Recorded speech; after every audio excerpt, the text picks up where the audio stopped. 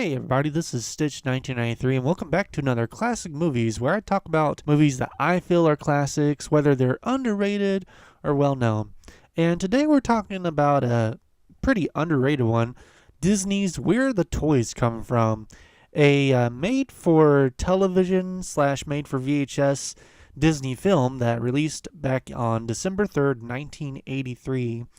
And it's got a lot of charm in it, but you'll see a little bit why it's probably not talked much about. But before that, kind of want to go into a little bit of the who directed and such, and some of the acting, and then we'll go into the story.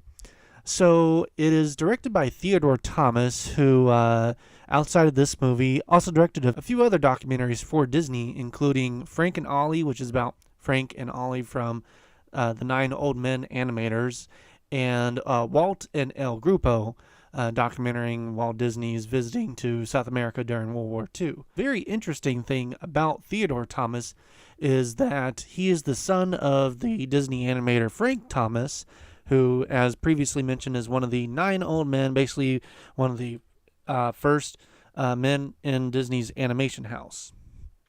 The cast does not have any well-known names outside of the designer Kenji.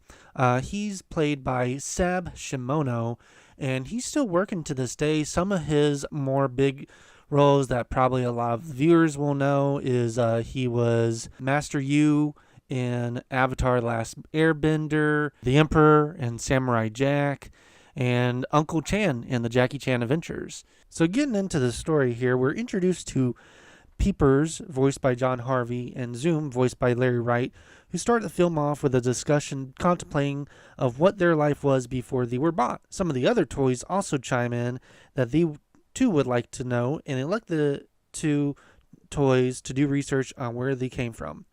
Now, in this universe, toys and humans can talk with each other and are aware that they are alive, though it seems at least they can only talk to children, at least in the beginning of the movie, they have this rule. Though later this rule is broken, so I'm not sure why it's mentioned in the first place. Robin, played by Aaron Young, is the owner of these toys and recommends asking an old toy, as she only knows that the Peepers and Zoom came from a toy store. So later that night, they venture to a toy museum. It is a treat to see many of these toys when even in the 80s were considered vintage, all of which were provided by the collection of Ward Gimbal. They speak with a toy who is an actual toy in real life called Changeable Charlie, who calls the other vintage toys to celebrate since some younger toys are visiting them. We are then treated to the first of many montages of all the toys in action.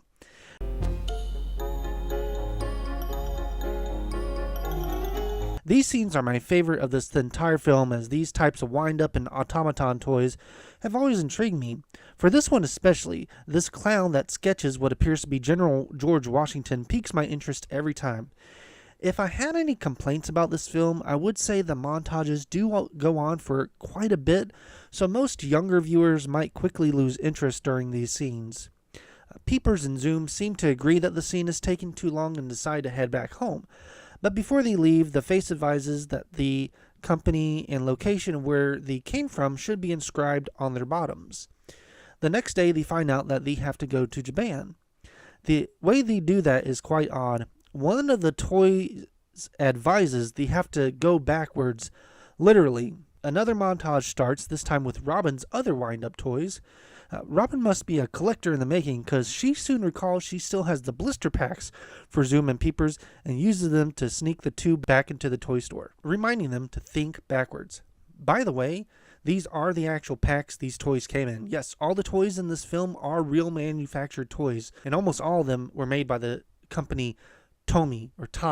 Speaking of which, the two think backwards, and so they actually do start to go backwards. From being packed in the toy store to going to the shipping containers to the airplane and back to Japan, where they find themselves in the Tommy storage facility. While they try to find their way out, we get yet another wind-up toy montage scene. This one probably makes the least bit of sense, as there's no real reason the other toys would be trying to escape. It is fun watching all the toys moving around though.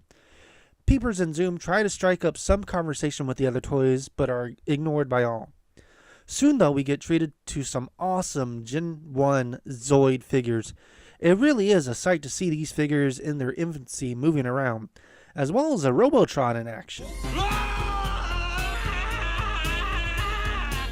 Zoom and Peepers find it all too frightening, as it appears the Zoids are now chasing them. Zoom is momentarily captured by the Robotron. We skip to the next morning while all the other toys are long gone. They make their way to the Tomy building where a few LCD arcade games are shown off, including a nice little Tron Easter egg. Soon they come across an unpainted version of Peepers. This model considers himself number 1. They follow number 1 to the design room. Though they find it a bit easier said than done, as the room is suddenly filled with Tomy employees, or at least actors portraying the employees. After escaping, though, they are quickly scooped up by one of the designers, Kenji. See, this is odd because now they're talking with an adult, and neither the toys nor the designer have any issue understanding each other. The designer isn't even fazed that he's talking to the toys. And, what are you doing here? We didn't think back far enough. He brings them to his desk and shows them concept designs of themselves. It's really cool seeing all these sketches, including sketches of Zoids. And yes, the Zoids are called out by their official name. What's wrong? One of those tried to get him last night. A Zoid wouldn't do that. They soon come to realize the designer they're talking to is the one that designed the two of them. He then takes them on a wonderful visual tour of the Tomy design and production floors.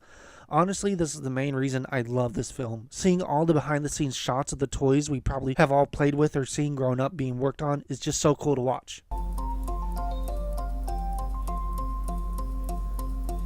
He eventually brings them to a paint room showing the specific paints used for Zoom and Peepers.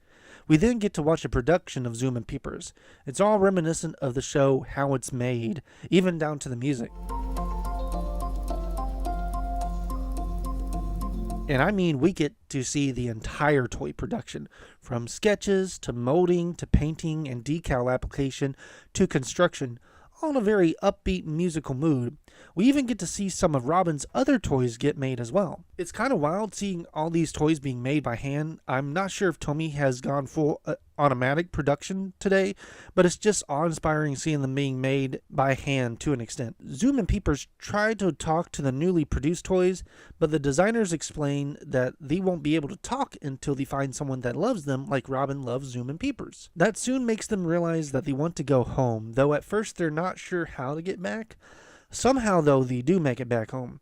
They bring along with them many of the toys seen at the Tomy factory, including some of the Zoids, as well as some toys that may explain this odd team-up film from Disney and Tomy. This is the fourth and final toy montage. Come on, you overgrown horn toads. Look lively now. And that's Where the Toys Come From, a delightful fantasy toy documentary that I recommend to any fan of toys that desire to get a bit of insight on how they used to, and some still probably are, produced.